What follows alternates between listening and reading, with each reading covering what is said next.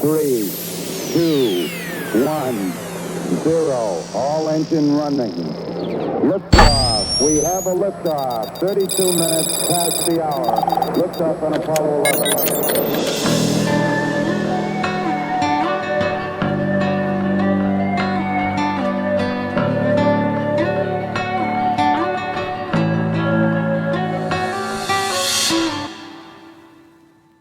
All right, welcome to Roots of Reality. I'm your host, Ben Baumann, and today I'm going to be talking about the history of pseudohistory in Hollywood. So over the last decade, the number of TV shows, documentaries, and films promoting pseudohistory have grown tremendously. In fact, modern society has become huge consumers of concepts like ancient mysteries and ancient aliens, so much so, in fact, it isn't hard to find people who believe in such ideas, much like a religious belief. For instance, Graham Hancock, the main promoter of the lost civilization myth, and who is also the face of pseudo-archaeology, has about 500,000 followers on Facebook, way more than most archaeologists, while TV shows like Ancient Aliens has 3 million Facebook followers. So the question then is, how did we find ourselves in a situation where real archaeology and history are being replaced by this stuff? And the answer is that people have always had an appetite for fictitious beliefs.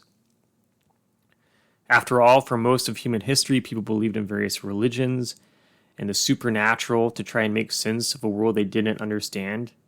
And of course, it is also just more fun for people to believe in the idea of mysteries and things that make them feel that there is more to this world than meets the eye, and that there is something special going on that we don't fully understand and the so-called experts don't fully understand, because like a religious belief, it also makes them feel more special themselves.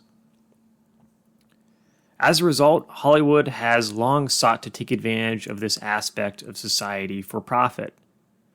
In turn, for decades before Graham Hancock ever reached his fame today, and long before Ancient Aliens, shows were already coming out to promote pseudohistory to the public. For example, the show In Search Of, hosted at different times by celebs like Rod Serling and Leonard Nimoy, came out in 1977 promoting ideas of ancient aliens, Bigfoot, Atlantis, lost civilizations, and more. Now, keep in mind, this movement in Hollywood was also partly inspired by the trends set by writer Eric von Däniken, the first to promote ancient aliens in his book Chariots of the Gods in 1968, which also partly inspired the documentary about ancient aliens called The Outer Space Connection in 1975, also hosted by Rod Serling.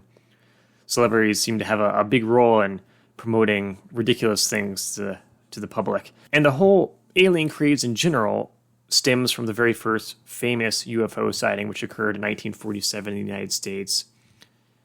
And as a result of that very first UFO sighting, since then Americans especially have been obsessed with the ideas of aliens visiting them. And after that show in 1977 promoting ancient aliens, pseudohistory has caught on big time in Hollywood, and now there are countless shows being produced every year about pseudohistory.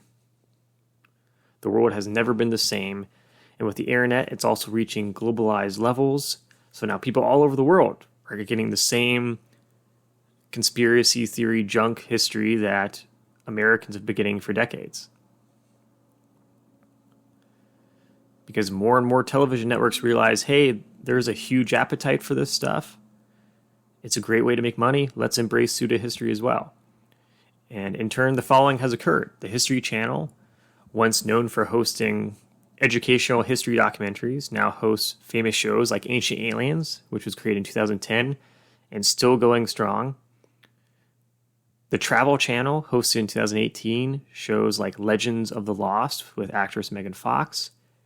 National Geographic, famous for National Geographic magazine and the Genographic Project and lots of educational content, hosted the documentary Finding Atlantis in 2011. Discovery Channel, another show known for hosting lots of science documentaries and shows, hosted in 2009, 2012 Apocalypse, promoting the end of the world in 2012. And the Science Channel, another channel that had been known to host lots of different science programming, hosted the show Close Encounters from 2014-2015 to promote aliens visiting Earth. And lastly, moving beyond cable television, Netflix the founder and king of streaming content, came out with the documentary Ancient Apocalypse in 2022 to promote the work of Graham Hancock, the famous journalist known for promoting pseudohistory, whose main idea is promoting the idea of a lost civilization that built the pyramids, etc. Thus, all these channels, which one would think would host educational programming, have become some of the biggest promoters of pseudohistory in the world, representing a disturbing trend for society. And as the world becomes more and more on the internet, it is also expanded not just on social media, but also podcasting. The Joe Rogan Experience, the most famous podcast in the world, probably.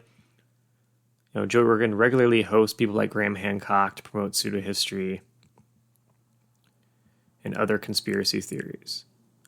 So because of these beliefs, many may think that they are just harmless, which it's easy to see on the surface that, okay, it's not a big deal that people believe in this stuff. But over time, they can have dangerous consequences because they represent the education of society as a whole. And the more people that buy into this doom spiral of fictitious history, the more people become susceptible to fake historical claims. After all, we are living in an age where people often worship political figures like gods. And when political figures are elected, a lot of it has to do with historical identity of what the nation is, what the nation represents. And people have that connection in their hearts to the history of the nation as well, the history of their families. So political figures then will prey on that historic national identity and the fact that people don't know history, and then they can start inventing their own historical myths to help them gain political power or stay in political power. So this is more than just the fact that so many people don't know history, which is a problem within itself. You want an educated society that understands history so they don't repeat the same historic mistakes that we see happening all the time.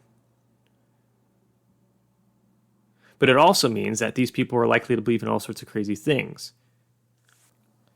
And dictators throughout history have always taken advantage of the ignorance of their societies. They know history can be manipulated to enhance their political power. And in fact, today, Vladimir Putin does this all the time. Some of the leaders of the invasion of Ukraine are revisionist historians in the Russian government, whom Putin relies on to construct historical myths to justify his invasion and genocide in Ukraine. Something that past dictators like Adolf Hitler had also done. After all, Hitler made up all sorts of revisionist history to justify the Holocaust against the Jews, as well as his quest for world domination. In turn, if enough people don't know the difference between pseudo-history and objective evidence-based history, then our society is in major trouble. Because it opens the gates for anyone to come in and take advantage of a society that is no longer educated enough to see how vulnerable they are to being taken advantage of. And we already see the impact in democracies around the world when a portion of the population is willing to buy into a conspiracy theory promoted by a political figure. Thus, overall, it is up to society as a whole to be more skeptical of the wild claims regarding history that you see in films and documentaries and podcasts and on social media and more. And it's up to historians and archaeologists to help people navigate all the wild claims being thrown at them from Hollywood and politicians, to help them understand the complexity of history and embrace that complexity. So with that, ultimately the education of future generations depends on all of us. And together we can make sure that we have an educated society when it comes to history, and a society that won't repeat the mistakes of history. So as always, remember, billions of years led to you, so make the most of it.